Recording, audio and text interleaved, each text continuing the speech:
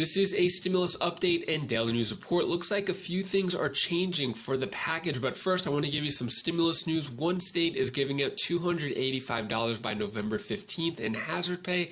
We'll go over this article right here. Stimulus check for Social Security recipients. Why a senior citizens group says it's urgent. We'll talk about the $1,200 per month universal basic income program that has been introduced in the Congress. The latest universal basic income programs and guaranteed income programs paying up to $1,000 per month. We'll talk about the big package and Joe Manchin, how Joe Manchin is using the excuse of inflation, and now Joe Manchin is getting pressure and praise from the Republicans. One Republican billionaire is actually fundraising for Joe Manchin to go against the big Build Back Better plan. I'll give you some other updates, some video clips from the Republicans' perspective as well as the Democrats' perspective, and I'll give you some other more important updates as well. Hope you're having a terrific Thursday. If you appreciate the fact-based, fast-paced updates, hit the like button down below. So let's talk about inflation. Inflation is getting out of control right now. So inflation has taken away all the wage gains for workers and then some. So real average hourly earnings when accounting for inflation actually decreased by 0.5% for the month. A 0.9% inflation increase negated a 0.4% rise in wages. So basically, the rise in wages was eaten away by inflation. And then that's not the only thing that inflation has taken away. So U.S. consumer prices jumped 6.2% in October, the biggest inflation surge in more than 30 years. So consumer price index surged 6.2% from a year ago in October, the most since December of 1990. Core inflation, stripping out food and energy, increased 4.6%, the fastest gain since August of 1991. So prices keep going up. If you get gas, if you get food, you could see that prices are just getting out of control right now. So what is being done about it? Well, one of the stimulus check programs that is being promoted, stimulus check for Social Security recipients, why a senior citizens group says it's urgent. So this is the $1,400 checks for Social Security beneficiaries. And basically, at the moment, it's saying that there's about 75,000 signatures so far, and yet it hasn't made it into the plan. I asked yesterday if it should be expanded besides just senior citizens, but all Social Security recipients, including SSDI, veterans, RRB, and many of you agree with that it should go to a lot of other Social Security recipients on fixed income. When we talk about other programs that are going on, so Mainers, people from Maine who worked during the pandemic are going to get $285 starting November 15th. So that's just a few days away. And basically, this is kind of like a hazard pay.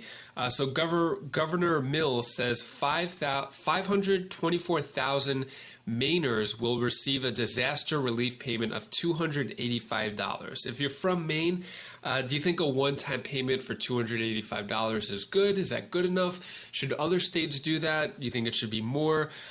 So it said it was going to be $300, but I guess now it's confirmed at $285. When we talk about the $2,000 per month to every American for a fourth stimulus check petition, currently at 2,954,000.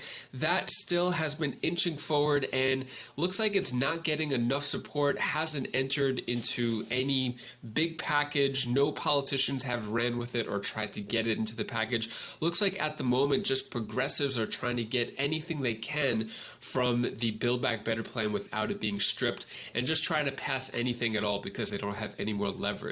Speaking of the progressives and other plans, so this was from a while ago, but Ilhan Omar backs guaranteed income and pitches bills to send $1,200 monthly checks to most Americans. So this is that plan. Spoke about it a while ago. Hasn't really gone anywhere. It was introduced into Congress for $1,200 monthly checks for basically every American, kind of the universal basic income program.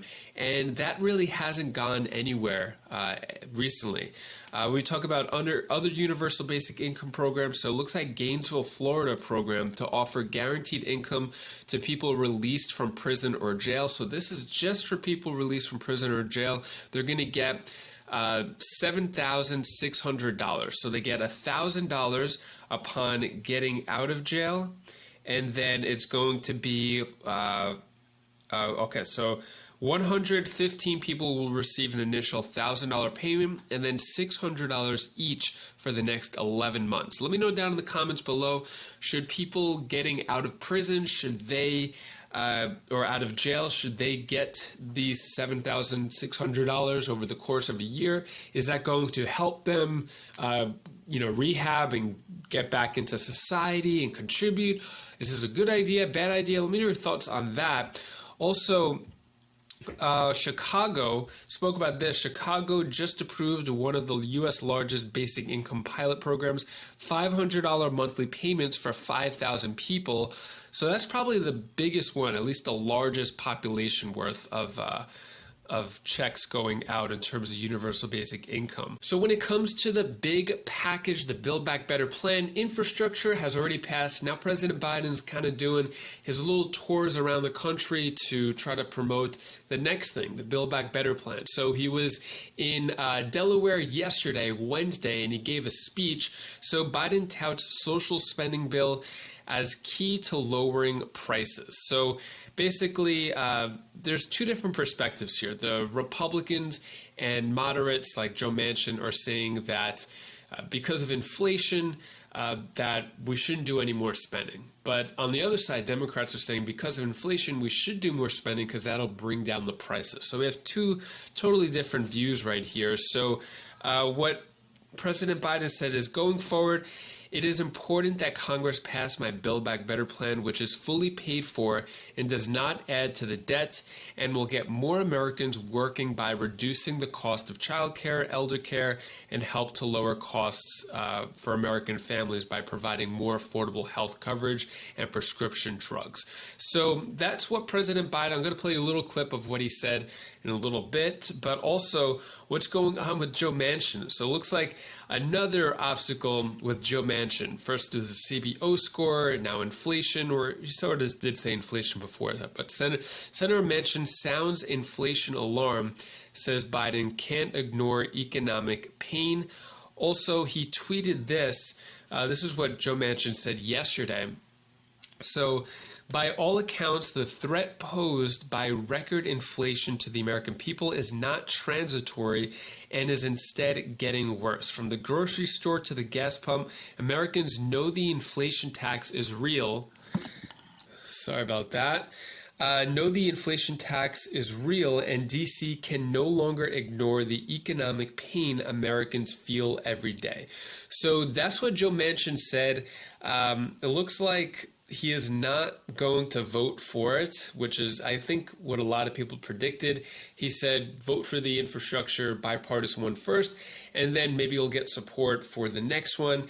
And now that the infrastructure has passed, which is the one where his wife got $1 billion for the commission, looks like things are changing. Now, McConnell is getting some help here. So McConnell ups pressure on Manchin and Sinema. And they could sink the spending plan. So what McConnell said here, which who knows what type of backdoor conversations are being had, but Mitch McConnell, the Senate Minority Leader for the Republicans, said the two Senate Democrats who are resisting, Joe Manchin from West Virginia, Kyrsten Sinema from Arizona, will see how strong they are. They could kill the whole thing, either one of them.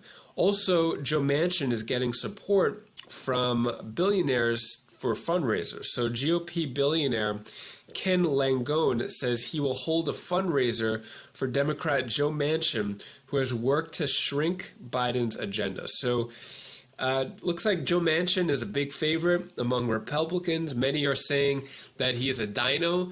Sorry about that. He's a dino, basically a Democrat in name only. Republican billionaire Ken Langone said he will hold a fundraiser for Joe Manchin after the conservative Democrat opposed elements of Joe Biden's agenda, saying, "I'm going to have one of the biggest fundraisers I've ever had for him. He's special, he's precious, He's a great American, Langone told CNBC. So there were rumors that Joe Manchin was going to leave the Democrat Party. Maybe this is his exit strategy. Here is the Republican perspective. And again, we're waiting here what the president's ideas are for dealing with the supply chain disruption. They are confident that there will be goods on shelves and stocked aplenty by the holiday season. Is that doable? Let's go to Tulsi Gabbard, the former Hawaii Congresswoman, also former presidential candidate. Congressman, very good to see you. Nice to see you, Neil. What do you make of what's been happening here? The inflation issue that's just not stopping, the supply chain disruption that also isn't stopping. The president appears caught flat-footed here. What do you make of it? Well, you mentioned that their answer to this crisis that everyday Americans are facing across the country is to pass this massive multi-trillion-dollar bill. But the reality is that this bill is only going to make the problem worse. Our government is already too powerful. It is already too bloated. And what this bill is going to do is make inflation worse. It's going to increase the national debt. It's going to make things harder for our small businesses. And ultimately, it's going to make people more dependent on a government that already is encroaching too much in almost every part of our lives. So I think it's more important to actually start to look at how do we actually solve the real problems here rather than the direction they're taking, which is, hey, let's just throw more money at it and think that government is going to be the answer to everything when we know for a fact that it's not. You know, there's I don't know if a battle is a fair word, Congressman, but this battle, if you will, or disagreement between progressives in your party and those more moderate, I think I would probably put you in that latter camp, who are worried that this is just going to create more problems than it solves. But progressives are still pushing for a package closer to $2 trillion. They're still pushing for this, think they have the votes to pull it off. Let's say they do. What is your worry? Well, those numbers are almost meaningless. Those numbers have shifted. Is it 1 trillion, 2, 3, 7? And you look at them trying to manipulate the language in these bills to try to cover the fact that we don't know how much this is going to cost. We don't know still, as we sit here today, what is actually going to be included in this bill. And the language that they have put forward in this framework is so vague that ultimately what will happen is you'll end up with a bunch of bureaucrats who are unaccountable to the American people making decisions about how our taxpayer dollars are being spent. This is a fundamental problem that we've seen with all of these ideas that they're putting forward. Unaccountable bureaucrats being more empowered to put their noses into our everyday lives. Meanwhile, taxpayers, we end up paying them for them actually taking away our autonomy and micromanaging us. Is this the same Joe Biden who's president today who you were running against as a candidate for president?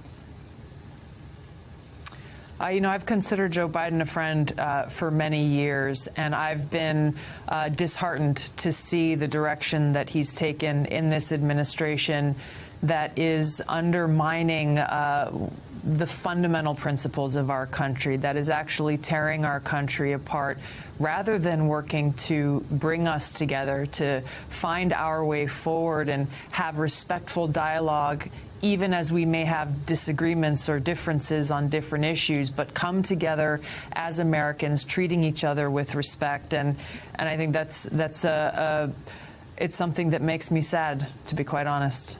What are your thoughts on what Representative Gabbard had to say? Do you agree, disagree? Let me know your thoughts on that. Next up is Representative Klain talking about the Democrats' perspective. So you get multiple sides here, different points of view. Here it is right here.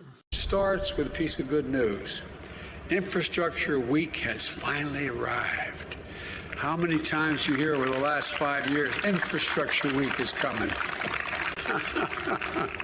Yeah, Anyway, but last week we we took a monumental step forward as a nation.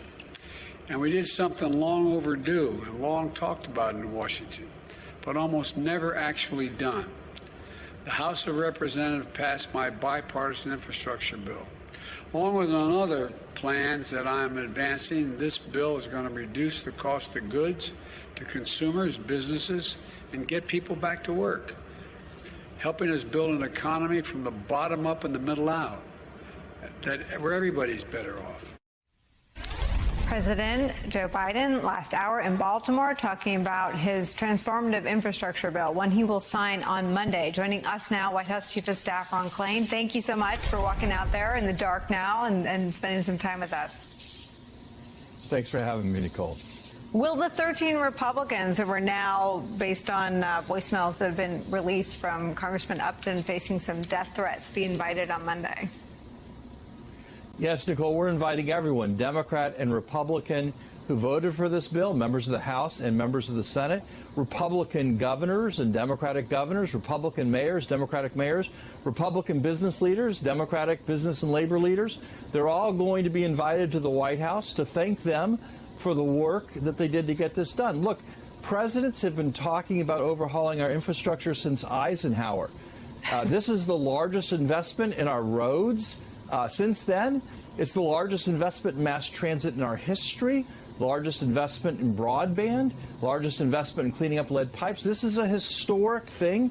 It was very, very hard to do. As the president joked in the clip you played, President Trump promised we'd have Infrastructure Week every single week.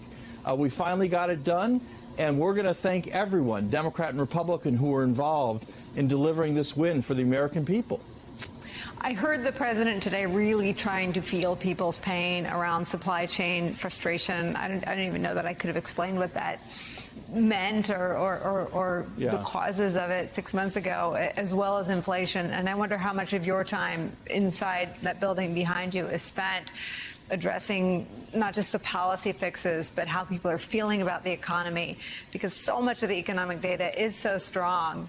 The jobs reports, I see your tweets all the time, the jobs numbers. I mean, there's so much data that goes against what people feel in their guts about the economy. Nicole, I think we have to start with the reality of the economy, which, as you say, it is a mixed bag. There was a negative inflation report today. I accept that. But there also was an unemployment report today that showed 6 consecutive weeks of decline in filings almost back to the pre-pandemic level. The unemployment rate falling at the fastest rate since the 1950s. So, what I add up in that is we're doing a great job on the jobs recovery. We need to show similar results on the inflation recovery. We need to deal with these supply chain issues that are bedeviling people, that are frustrating people. That's what Joe Biden was elected to do. We've made a lot of progress on that. We have work left to do. That's what we're going to continue to work on here at the White House and throughout the Biden-Harris administration. And